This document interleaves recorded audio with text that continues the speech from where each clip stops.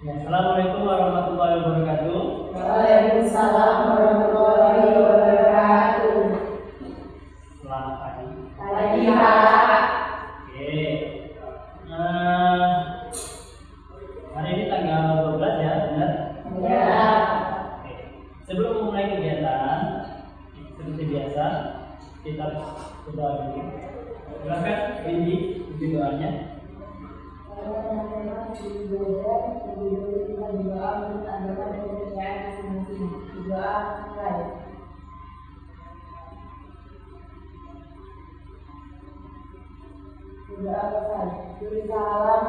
Assalamualaikum warahmatullahi wabarakatuh. Waalaikumsalam warahmatullahi wabarakatuh. Oke. Masuk semua? Hari ini kita lawan ya. Ya. Semua ada Willy, ada Ayu, ada Windy, ada Ibon, Nisa, Eka, Oke, Eka, Aseta. Ya, jangan kaget ya. Oke, terima kasih ini ya. Siap untuk mengikuti layanan bimbingan konseling. Nah, Siap. karena kalau kita merasa pasti kita tidak bisa melakukan kegiatan ya, gitu ya. Nah, kira-kira dari kalian ada yang tahu nggak apa layanan yang mau kita bahas hari ini? Kenapa?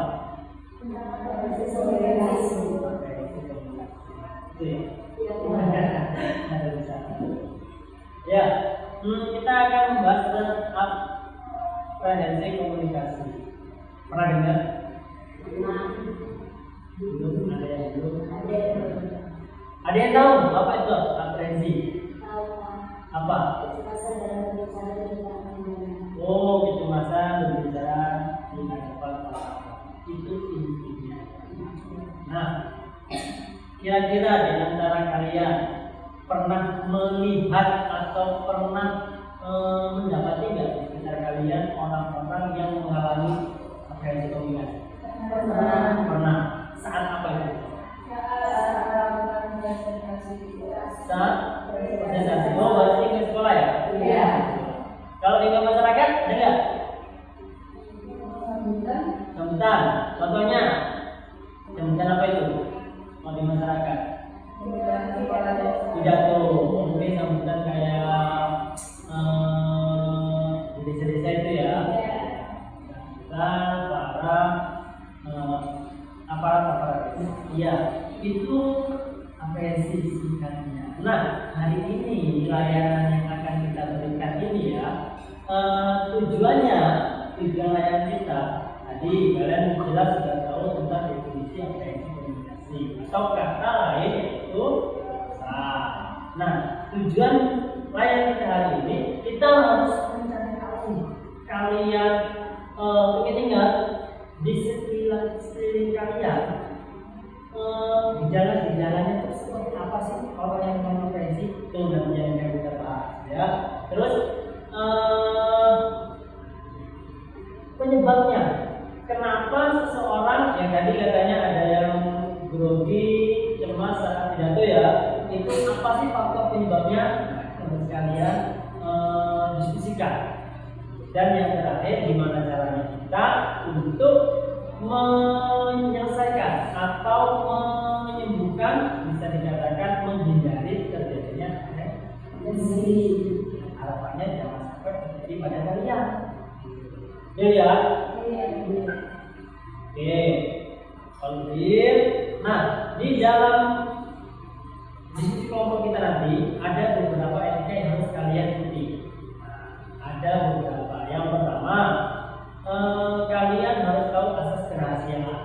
Artinya apa yang kita diskusikan di sini cukup kita bersembilan tahu. Jangan sampai keluar kalau itu aib, ya, atau informasi-informasi yang sifatnya rahasia. Itu yang pertama. Yang kedua, keterbukaan. Jadi kalau kalian punya pengalaman, aku pernah lihat di lingkungan, misalnya yang berhubungan dengan PSI akun yang lain. Supaya apa? Supaya nanti ketiga tujuan kita bisa tercapai. Gitu ya? Nah, terus ada sukarela, jangan sampai kalian terpaksa nih, ya. Jangan sampai kalian terpaksa, artinya kalian berbagi itu karena memang kalian mencari sebuah pemahaman berhubungan dengan tadi apa itu komunikasi. Oke. Nah, terus ada kenormatifan, artinya kalian diskusinya gantian. Oh ya maksudnya? Saya ada temennya yang ngomong apa mengungkapkan pendapat, yang lain penting. Selesai, silakan ditanggapi. Jangan sampai terjadi rebutan atau pemaksaan kehendak dalam opini atau pendapat. Ya. Paham? Nah, siap untuk diskusi? Siap. Benar? Sip. Ya, siap berarti kita berikutnya ya. Nah, kita berikutnya Bapak punya sesuatu di sini. Ada sesuatu, ya. Nah, ini tadi asasnya ya. Nah, ada tontonan. Tetapi sebelum nonton, ya, Bapak punya kartu.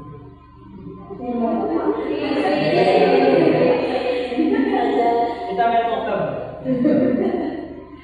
Ya, Bapak punya kartu. Ada yang tahu nggak kartu ini ada berapa lembar dalam satu slot? 100. Ada 50 lembar kartu yang berbeda-beda. Beda-beda nggak Pak di situ? Nah, Bapak kasih tahu nih, beda-beda enggaknya ya. Sendiri ya, Bapak ya. Nih, Bapak kasih tahu. Kartunya ada 22 dan ini berbeda. Pasti berbeda, beda ya. Sama bikin. Nanti Bapak bagi kayak tadi, kalian bisa stop di mana aja. Biar nanti kalau Bapak pilih nanti kalian Bapak berkenaan sama kalian. Jadi kalian terserah, kalian bisa stop, Bapak stop. Nanti bisa kartunya kartu apa? Ya? Siap. Stop. Ulang ya? G. Stop. Ini? Ya. Mau nambah? Ya. Nah, siapa yang mau ngambil kartu paling atas? Ya. Sekarang lihatin kartunya. Ya? Boleh lihatin ke kamera. Sudah ya? Nah, taruh sini. Jangan Bapak lihat. Di atas ya? Perhatikan kartunya Bapak tunjuk di atas. Artinya kartunya Mami Najah tadi di mana? Kalian percaya nggak kalau ini Bapak pilih?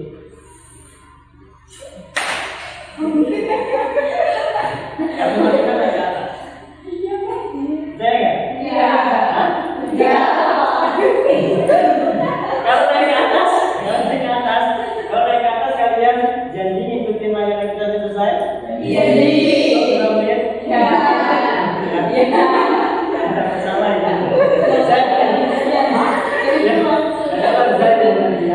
Nah, sekarang sebutin kartunya. Apa yang dulu? Bapak.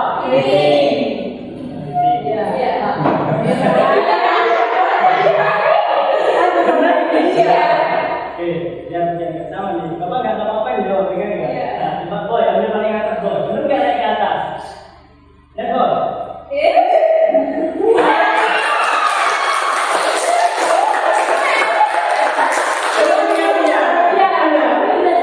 Nanti dikirain sama semua Bapak cek tadi ya. Beda ya? Apanya? Jadi ya? Nah, siap? Mau tahu rahasianya? Nah, rahasianya nanti kita bahas. Yang penting layanin dulu, kan gitu. Ya. Nah, tapi percaya nggak kalian?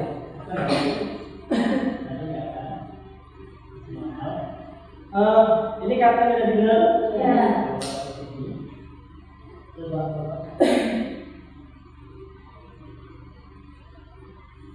Saya nggak kartunya itu berubah semua jadi dua.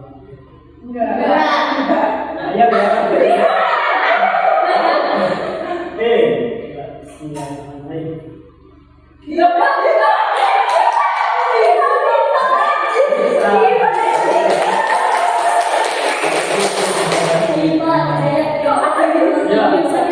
Bapak mau ikut ini? Sebenarnya apa? Dilihat ya. Nanti kalau mau ngecek boleh dicek beneran nggak?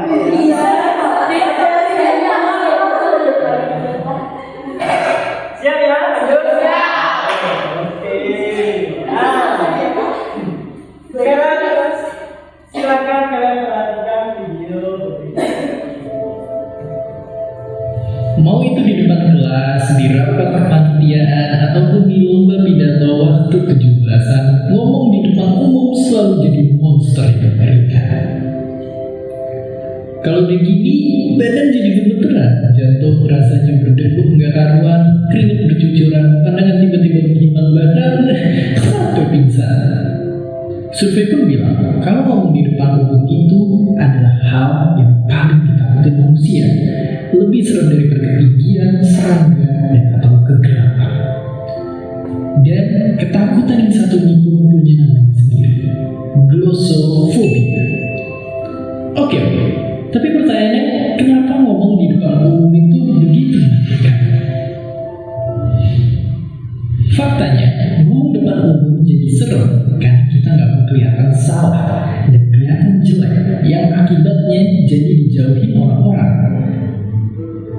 Iya, rasa takut salah itu ngaktifin bagian di otak yang sama kayak bagian yang aktif waktu kita cedera. Rasa sakit ini emang warisan nenek moyang kita yang saking susahnya bertahan hidup, dijauhin orang itu sama dengan kematian. Dan gak cuma itu, berada di depan panggung juga ternyata aktifin sistem saraf yang sama kayak waktu kita lagi dikejar bahaya. Dan itulah kenapa tekanan darah kita naik dan bikin jadi keringetan. Otak kita jadi kekurangan oksigen, ngebuat napas kita makin sering, dan sistem pencernaan berhenti, sakit perut pun datang.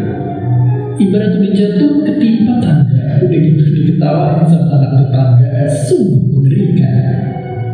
Tapi kalau begitu, ada nggak sih cara untuk ngilangin rasa gugup ini? Satu hal yang mesti kita pahami duluan adalah gugup di depan itu dialami semua orang. Bahkan para legenda dan orang-orang sukses pun selalu ngalaminnya juga. Makanya sekarang coba lihat semua ini dari sudut pandang yang berbeda. Kabar baiknya, kemungkinan besar orang lain gak menghakimi kita sejahat yang kita kira. Bahkan faktanya, kemungkinan mereka akan lebih sering mikirin dirinya sendiri dan gak punya waktu untuk mikirin kita. Oke, sekarang coba kita belajar untuk gak lari dari ketakutan, tapi justru berani menghadapinya. Gampangnya, harus selalu ingat kalau gugup itu perasaan yang alami dan gak bisa kita kontrol. Makanya cara menghadapinya adalah fokus ke sesuatu yang bisa kita atur. Latihan di lingkungan yang mirip sama apa yang akan kita hadapi di keadaan sebenarnya.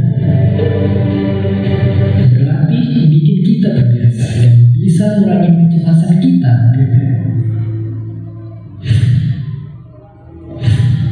Mungkin otak kita udah terbiasa dengan menganggap ngomong depan umum jadi kayak dikejar binatang buas, tapi nyatanya kita semua mau gak mau suatu saat bakal ngomong di depan banyak orang, apapun profesi atau pekerjaan kita nantinya. Kalau udah gitu, pilihannya ada dua, lari ketakutan atau tarik nafas dalam-dalam, menenangkan diri, lalu maju dan bicara di depan orang. Dan seperti biasa, terima kasih.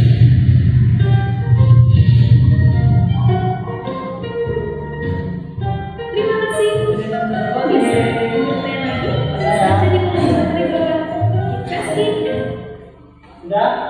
Ditonton? Sudah paham? Tadi pada serius ya. Nah, itu gambaran tentang potensi komunikasi. Nah, sekarang situ udah siap ya. Dari video tadi, kalian bisa nggak bedain di keempat gambar itu, dari paling atas sampai paling bawah? Yang nomor 1, mana yang termasuk dari keempat ya? Mana yang termasuk dalam potensi komunikasi? Dua, terus satu. Sudah. Nomor 2? Nomor 2 iya. Nomor 3? Enggak. Enggak. Nomor 4? Enggak. Oke. Nah, coba Boy, alasannya kenapa yang nomor 3 enggak termasuk ke dalam apresiasi komunikasi? Nah, jadi menurut saya Pak, saya dan teman-temannya bahwa gerbang nomor 3 itu saat dia berbicara atau berkomunikasi dimanapun atau di depan umum pun atau di banyak orang pun dia tidak takut apa yang dikatakan orang, apa yang dikomen atau yang dibilang orang itu dia tidak perlu khawatir. Jadi tidak ada kecemasan dari komunikasi atau pembicaraan yang dia sampaikan. Oke. Setuju yang lainnya? Setuju. Atau ada pendapat lain yang mau nambahin? Tidak ada. Setuju ya? Ya, kalau ya ada yang boleh kembali, ada yang boleh ke atas, dia masih cuek, gitu ya? Ya, itu menurutnya sih. Boleh tuh. Nah, ya nomor 1 sama 2 ya betul itu contoh apresiasi komunikasi. Ada yang nomor 2 takut sebelum. Nah, tadi kata kalian ya satu. Oke. Nah, kalau sudah dari kita ada 3 tujuan ya. Untuk mencapai tujuan itu Bapak mau kalian mengerjakan RKPD, lembar kerja peserta didik. Nah, kalian kerjakan karena nanti setelah kalian kerjakan kita diskusikan bareng-bareng nih. Kira-kira seperti apa sih gejala-gejala, seperti apa sih penyebab-penyebab, dan gimana cara menanganinya. Kita bagi, nanti kita diskusikan bersama-sama untuk mengetahui pengetahuan dan apresiasi komunikasi secara baik. Ya, jelasnya Boy bisa ini Ayu Eka Anda dan Yuti ya, ini kan isi identitas kita ya. Nama asli ya. Oke.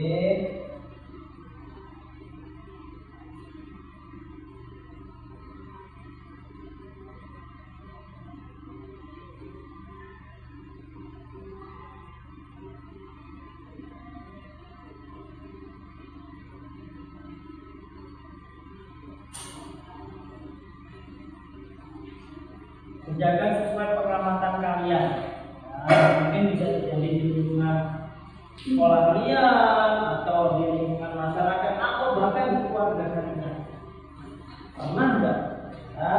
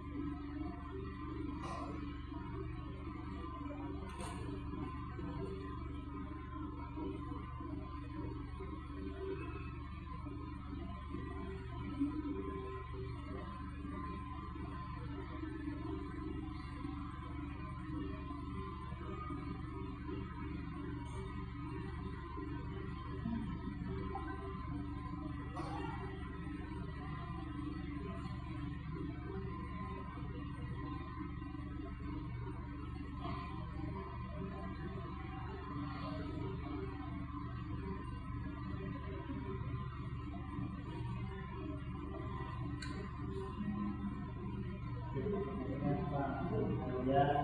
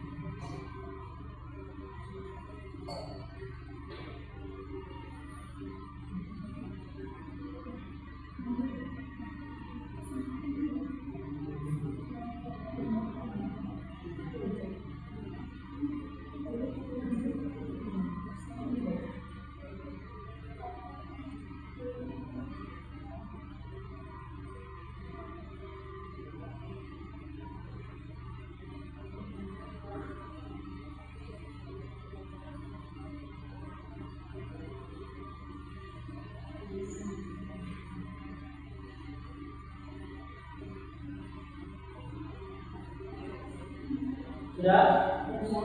Ya,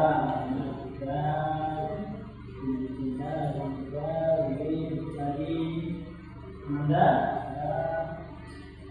Roy, Habib, ya, dulu.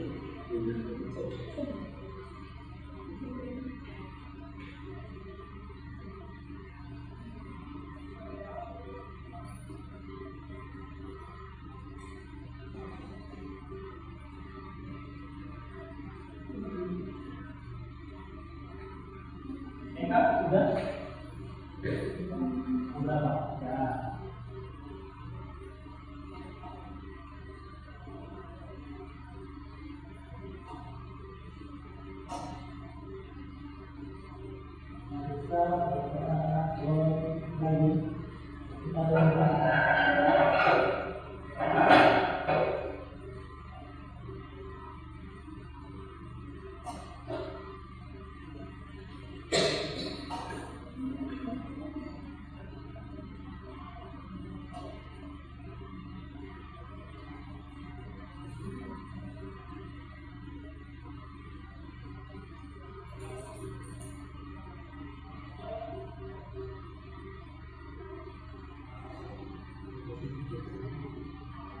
Sudah finish?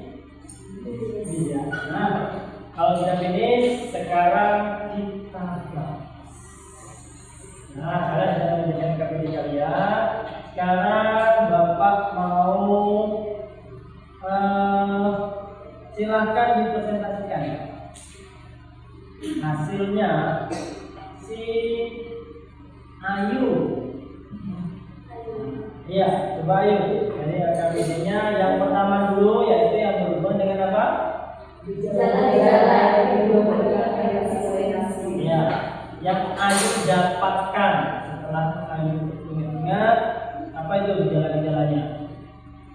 Menurut saya, dari yang saya lihat ke teman-teman yang mengalami, Ya. teman-teman biasanya merasa gugup, badan gemetar, panas dingin, muka pucat, bicaranya terbata-bata, terus juga suka ngeluh kalau misalnya mau presentasi ke depan suka sakit keduluan, terus suka bolak-balik kamar mandi sama yang satu gelisah. Gelisah, itu gejalanya ya?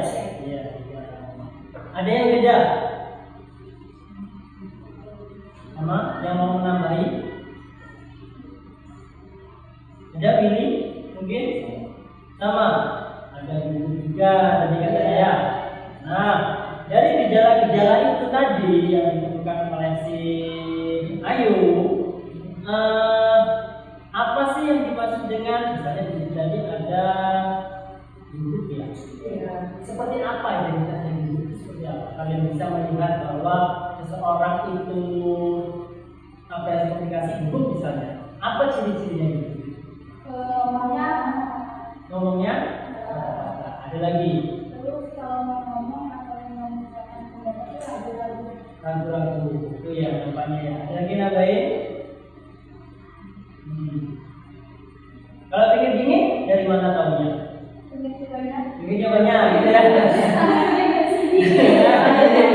Kalian salaman gitu ya. Oh gitu. Nah, kalau pucat kelihatan ya berat, pucat kan gitu. Nah, tadi kenapa kok bisa kita lihat kok seseorang itu ini gugup ini? Misalnya kayak gitu. Yang tadi ada kayaknya gemetar di situ ya. Gimana kalian bisa lihat dia gemetar? Biasanya Tremor ya.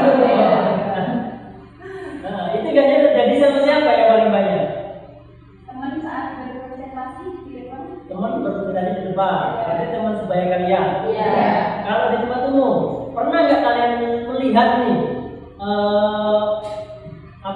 fenomena bahwa orang itu misalnya ini udah dewasa nih, udah tua nih ya, tapi mengalami depresi, pernah tidak? Pernah. Dan itu kriterianya kita di gejala-gejalanya tadi seperti itu. Oke, ya. Ada yang mau nambahin nih dengan gejala? Cukup. Kalau yang sejak misalnya yang ada kejadian begini, itu termasuk nggak? Padahal biasanya enggak dia. Gitu. Tapi pas misalnya dia presentasi, iya. Pernah nggak? Termasuk. Tapi pernah kalian melihat? Pernah. Jadi mungkin kalian pernah ngobrol biasa, tapi nggak kayak gitu. Tapi tentu ketika dia maju di depan, ada kegiatan yang nggak bisa dilakukan. Itu pernah kalian lihat? Oke. Pada guru kalian pernah nggak? Pernah. Ada guru kita pernah ya? Oke, itu ya. Ya, karena sama tadi yang poin pertama, kita lanjut ke poin yang kedua. Nah, poin yang kedua, coba Bapak mau hasilnya dikemukakan nih si Boy coba. Oke, poin yang kedua ini dia faktor-faktor atau penyebab munculnya aprehensi komunikasi. Nah, menurut saya dari sudut pandang yang boleh saya lihat atau yang boleh saya nilai dari seseorang di saat aprehensi komunikasi dan dia saat berbicara, mungkin dalam presentasi atau menjadi pembawa acara atau MC. Nah, jadi faktor-faktor penyebabnya ini adanya insecure atau membandingkan diri dengan orang lain. Oke, bahasanya ya jadi insecure. Oke, ayo benar dong. Ya, lanjut. Jadi membandingkan diri, jadi dia tidak percaya diri bahwa dia itu tidak bisa seperti orang itu. Jadi dia memiliki kebiasaan yang gitu. Dan takut dengan kritikan. Jadi di saat dia menampilkan sesuatu, dia tidak sanggup mendengar suatu kritikan yang tidak pantas didengar atau suatu ejekan. Jadi dia takut dengan faktor-faktor penyebab munculnya aprehensi komunikasi. Dua itu. Oke, nah dari punya Boy ada yang menanggapi enggak? Benar nggak sih? Benar. Kalian itu pernah melihatnya? Pernah. Nah, pasti dong ada yang beda. Yang beda dari punya Boy. Tadi dia ada insecure katanya tadi ya, ada penilaian negatif terhadap dia. Oh ya, ini coba menambahin.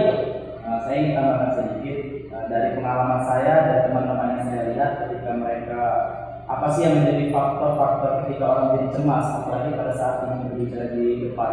Terkadang teman yang saya lihat pada saat mereka pertama kali tampil di depan, yang mereka pikirkan adalah ingin menjadi sempurna, ingin berpresentasi dengan sempurna. Kenapa saya bisa tahu? Saya pernah mendapat kejadiannya pada saat di kelas, guru ingin anak tersebut berpresentasi ke depan, tetapi dia di belakang sibuk ini kayak mana biar bagus biar ini. Sebenarnya nggak apa-apa biar tampil bagus, tetapi ketika kita fokusnya hanya pada kesempurnaan, maka nanti kita fokusnya jadi kita berpikir nanti saya takut salah takut ini, jadi fokus pada saat kita tampil ke depan itu buyar karena kita ingin mencari kesempurnaan tadi. Nah, mungkin itu aja yang boleh saya tambahkan. Berikan tepuk tangan dong. Ada yang mau nambahin lagi? Ada Pak. Iya, boleh. Biasanya sih overthinking. Overthinking. Kayak takut dihujat padahal takut diomongin orang banyak padahal orang itu nggak ngomongin kita. Overthinking. Setuju nggak? Setuju. Iya. Jadi dia tidak mau dinilai jelek. Menilai bahwa orang pasti mentertawakan saya. Itu mungkin ya. Itu ada yang dari yang kalian pantau atau mungkin teman kalian tadi, ada nggak sih yang pernah curhat sama kalian tentang itu gelisah tadi, tentang aprehensi komunikasi tadi? Ada nggak? Pernah. Itu kayak mana ya prosesnya dia ceritain? Ada yang mau menceritakan? Ada kan misalnya nih presentasi nih, ya kan tadi katanya presentasi ada yang gugup seperti kata Billy tadi kan, nanti gimana dan sebagainya. Ada nggak yang curhat sama kalian? Misalnya, aku ini kayak gini benar-benar gitu ada. Ada. Kayak mana betul tanya? Ya kayak gitu sih Kak. Aduh gimana ya nanti kalau ke depan itu nggak bagus. Ya. Itu nanti, aduh ini begini itu sakit. Pasti dia cerita kayak gitu loh. Ada mual, jadi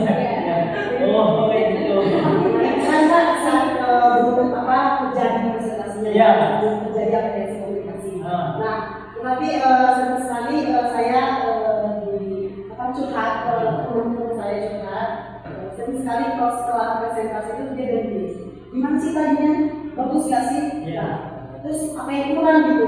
Nah, terus kalau misalnya kita bilang gini, kamu kurang gini, terus ngomongnya kecepatan, jadi kurang jelas. Nah, terus kayak, ya jadi saya perbaiki lagi ya. Mungkin kedepannya kamu bisa memperbaiki lagi. Iya. Nah, jadi dari yang dan cita-cita ya, itu kalian lihat observasi ya dari teman kalian, dari masyarakat kalian, bahkan dari generasi kalian, itu kalian ada nggak kasih solusi untuk mereka? Misalnya gimana sih langkahnya? Tadi kata si Bojani ada yang bilang menanyakan gimana presentasi itu tadi, gitu ya. Nah di kalian ini, di kalian sendiri ada nggak yang pernah cerita sama kalian terus minta solusi gimana sih biar aku nggak tensi gitu? Pernah? Ada yang bisa mengungkapkan nggak? Itu berhubungan dengan yang poin 3 ya? Iya, Marlina. Boleh, coba. Baik, ini ketiga dengan apresiasi komunikasi. Nah, menurut pribadi saya Pak, dan mungkin teman-teman ini juga sama, tapi nanti kalau misalkan beda, bisa kita diskusikan bersama-sama. Oke, yang pertama itu adalah pastinya kita berdua yang namanya berdoa. Karena berdoa itu penting, karena kalau misalnya kita nggak berdoa, kita mengandalkan kekuatan kita sendiri, ini kita merasa kita itu kuat, padahal sebenarnya kalau kita tidak berdoa membuat kita itu semakin grogi dan pasti banyak sekali gejala-gejala yang kita alami. Yang kedua itu adalah kita melakukan persiapan sebaik mungkin. Nah, persiapan itu paling penting karena ketika kita berbicara di depan orang banyak, itu akan membuat kita semakin percaya diri dan membuat kita juga semakin tidak malu untuk berhadapan dengan orang lain. Terus yang ketiga itu adalah melawan rasa takut tadi Pak, melawan rasa takut dan malu. Sehingga ketika kita berdiri, kita percaya diri tadi, dan setiap apapun yang kita sampaikan itu semuanya baik dan semuanya juga bisa mengerti apa yang kita sampaikan. Dan itu saja sesuatu dari saya. Ada yang mau nambahin? Ada. Ada. Siapa? Boleh. Apa yang ada? Ini bagaimana cara Anda menangani aplikasi prevensi komunikasi? Ya, mungkin ada sebagian yang sama dengan Marlina, tapi di sini ada satu yang berbeda, itu berbicara dengan diri sendiri. Kenapa saya bilang begini? Karena terkadang di saat saya presentasi, contohnya, oke, mungkin menurut mereka bagus Pak, mungkin menurut mereka sudah mantep lah, jadi terus mereka bilang, kok kayak gini, apa harus sama dengan ini? Nah, tapi saya bilang, mungkin kamu harus memiliki gaya sendiri. Biar apa?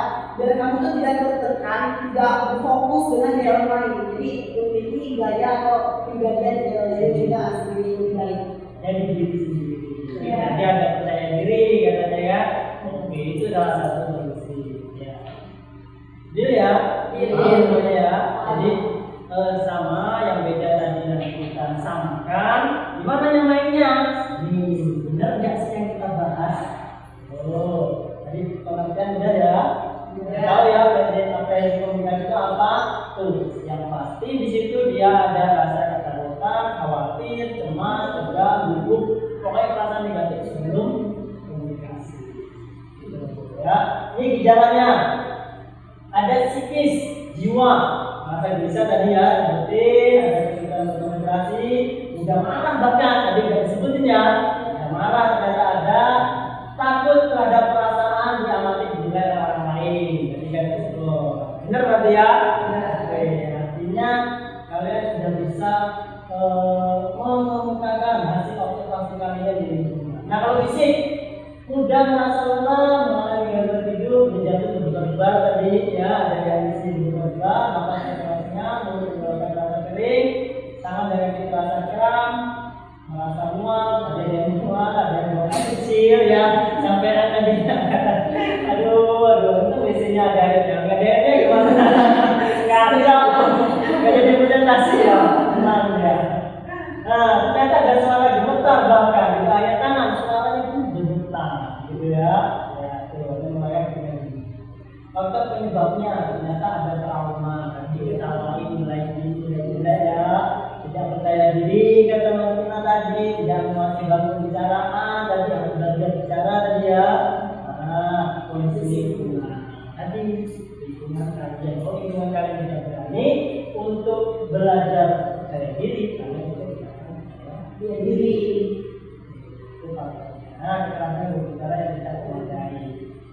boy menggunakan bahasa gaya sendiri. Masuk ternyata di situ. Benar berarti ya? Ada bahasanya berbeda. Caranya, berarti dari kebatasan. Kalau cuma tenang sendiri, kan gitu. Ya, anak berbapak kalian nggak mengalami preferensi komunikasi ya namanya, ya kan? Itu. Seandainya mengalami suatu saat nanti, ini ada caranya kalian berbicara di depan cermin. Assalamualaikum, hai. Nah, iya lah. Gimana kabarnya? Depan cermin itu senyum belajar dari sini, belajar bicara di depan cermin. Supaya tadi tidak takut salah, harus percaya diri. Nah, kebanyakan Anda berbicara dengan teman, yakin kalau Anda bisa, dan yang terakhir fokus ada banyak kemampuan yang terlihat. Jadi kalau di audien, kalian mencari kemampuan yang paling enak tidak terlihat. Supaya apa? Kalian timbul motivasi, gitu ya. Sehingga apa? Tidak terjadi aktivitas komunikasi. Nah, cara-cara ini nanti bisa kalian berikan kepada teman kalian. Ya. Bisa nih, tadi ya teman kalian katanya yang kalau presentasi grogi dan sebagainya kalian bisa berikan setelah kalian melakukan latihan ini. Latihan yang ini ya, bisa aku ada yang tekniknya, kalian bisa latih ya, ini bisa diterapkan. Oke, sampai sini Bapak mau tanya nih, dari layanan yang singkat ini, apa sih yang kalian dapat? Kesimpulannya?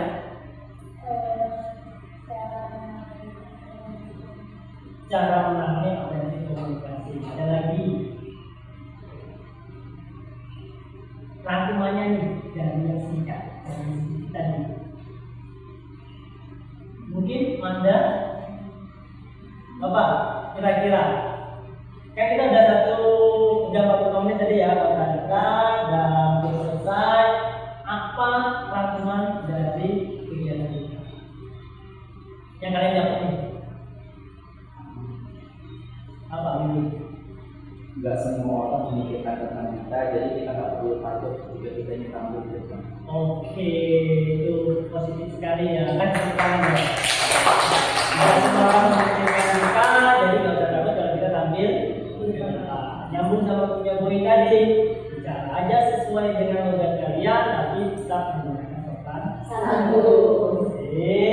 Perasaan kalian setelah mengikuti layanan ini, gimana? Perasaan kalian? Hah? Lebih tenang. Oke. Jadi kalau bersama yang alami udah bicara mengenai Udah bisa ngasih solusi ke temennya yang tadi ya. Oke. Setelah begitu. Tenang jadinya. ya. Karena sholat tadi. Masalah nanti ya. Nah, tapi yang paling penting ini kalian bisa menerapkan mengurangi komunikasi. Kalau tidak terjadi pada kalian, bisa terjadi pada teman kalian. Tadi cara-cara penanggulangan harus kalian sampaikan kepada teman kalian. Ya kan? Dan aku nggak biasa sih referensi komunikasi, tapi kalau ada yang referensi komunikasinya terlalu tinggi, kalian ajak bicara. Kalian berikan hasil layanan tadi kepada mereka. Jadi ya. Nah, sekarang terakhir Bapak ada evaluasi hasil. Jadi ini mesti kalian cuma pertanyaan saja ya. Nanti dikumpulkan bersama evaluasi.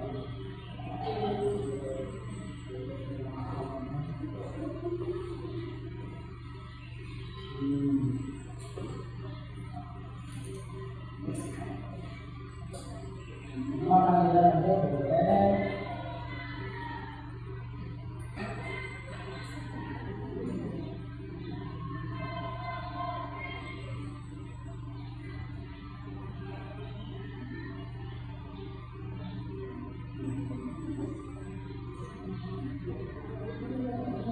Langsung aja dulu.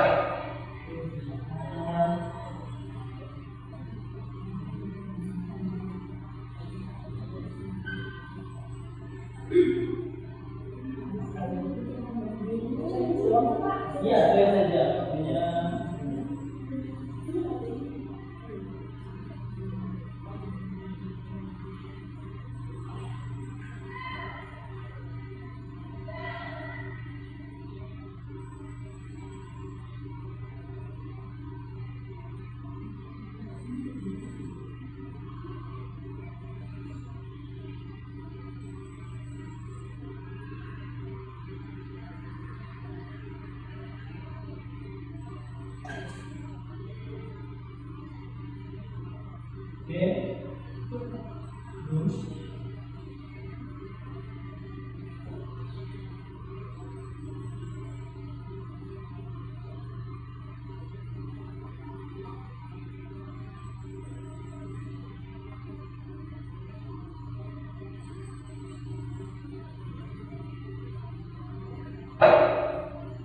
sudah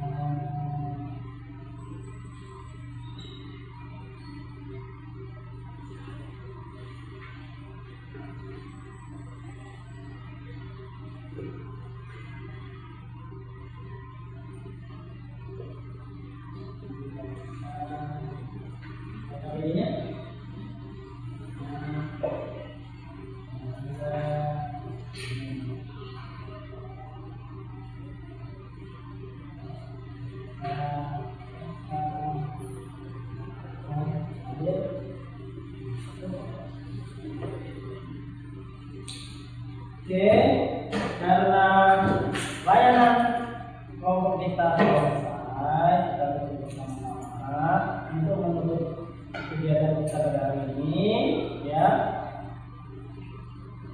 Silakan pimpin ya, Aisyah. Kedua, kita berdoa menurut agama dan kepercayaannya masing-masing. Berdoa dimulai.